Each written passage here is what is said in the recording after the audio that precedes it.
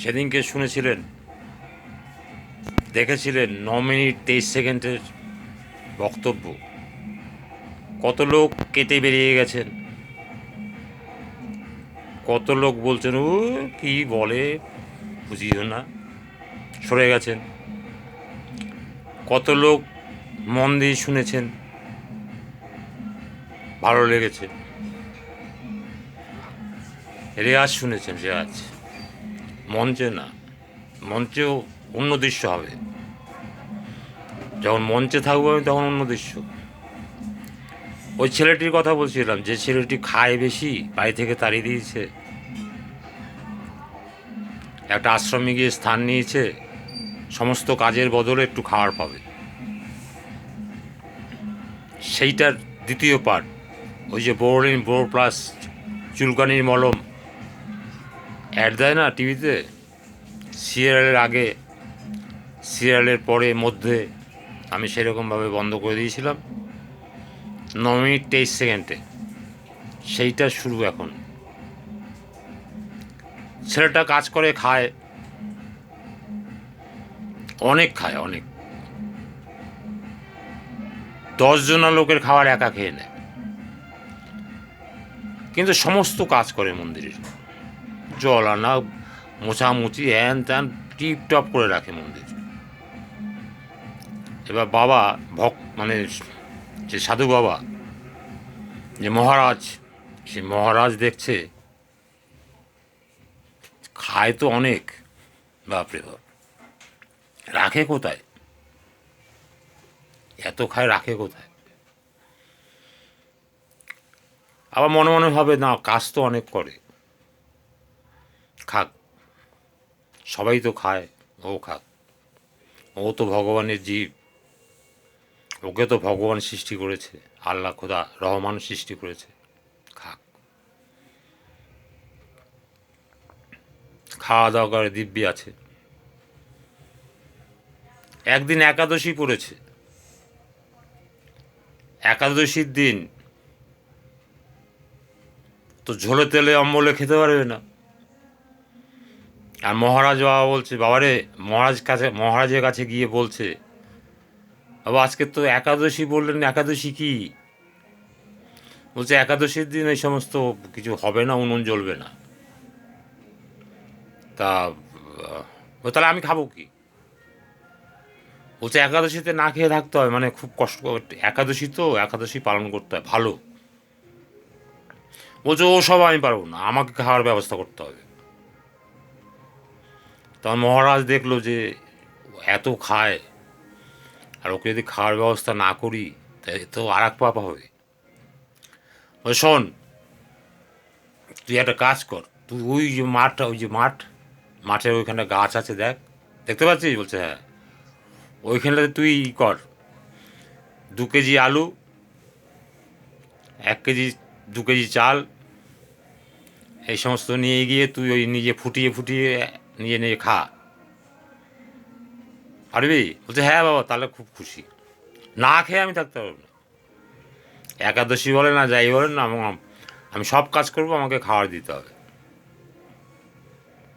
বলছে ঠিক আছে, তাহলে তুই ওইখানটা দূরে, একদম দূরে, ওখানটায় গিয়ে 3টি ইট পেতে উনুন জ্বালিয়ে রান্না করে, নিরামিষ তো, খা, যা। তবে শোন,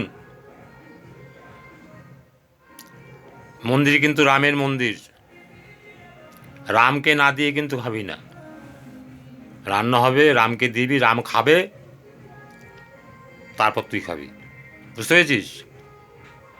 বলছে হ্যাঁ বাবা, ঠিক আছে।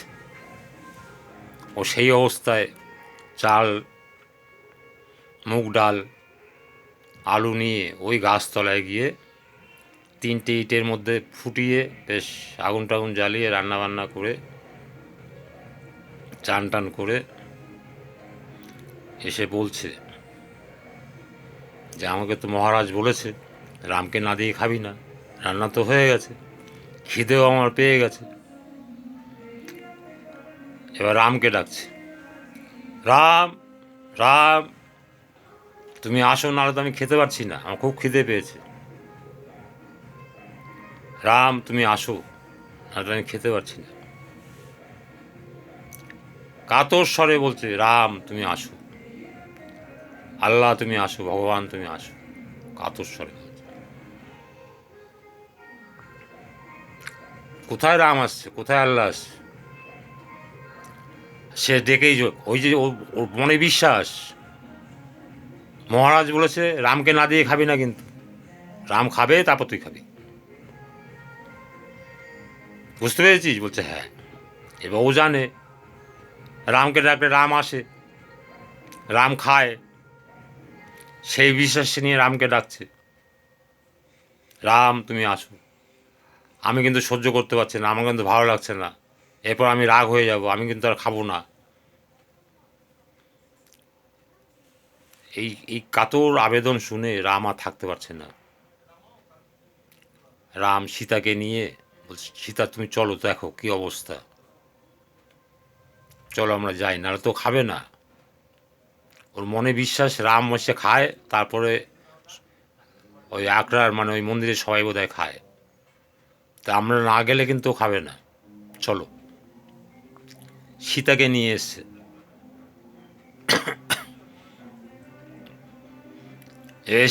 এসে দাঁড়িয়েছে। এবার ওই ভদ্রলোক, ভক্ত যে রান্না করেছে, একাদশী পালন করবে না, সে দেখেছে রাম এসছে, বলছে তোমার জন্য আমি কত সময় অপেক্ষা করে আছি। ও বাবা, তুমি আবার সীতাকে নিয়ে এসছো? বললাম তুমি একা আসো, যা এনেছে যা রান্না করেছে তো আমারই হয় না, তো তোমার একা আসতে পারলে না? বললাম তুমি একা আসো, এসে খাও, তারপর আমি খাবো। সীতাকে নিয়ে এসো, তা আমি খাবো কি? তোমরা যদি খাও আমি খাবো কি? যাক গায়ে এনেছো এনেছো, আর কোনো দিন আনবে না, আমি তোমায় ডাকলে তুমি আসবা, খাও, আজকে ভাগ করে খাও। এবার তিনজনে ভাগ করে খেলো। এইভাবে আরও একদিন একাদশী এসছে। মহারাজকে বলছে, মহারাজ আজকে কিন্তু ওই 2 কেজি চাল আর 1 কেজি আলু ওইসব দিলে হবে না, আজকে 10 কেজি চাল, 10 কেজি আলু, 3 কেজি মুগ ডাল, এই সমস্ত দেন। বলছে কেন? বলছে রাম এসছে, সীতা এসে, সবাই এসে খেয়ে গেছে, আমার তো ভাগেই হয়নি। মহারাজ ভাবছে বলেটা কি, হ্যাঁ খায় বেশি ঠিক আছে, কিন্তু কি বলে রাম এসছে, সীতা এসছে, সবাই এসে খেয়ে গেছে, ওর ভাগে হয়নি, আধ পেটা ছিল, একটু পেটের এক কোনাও ভরেনি,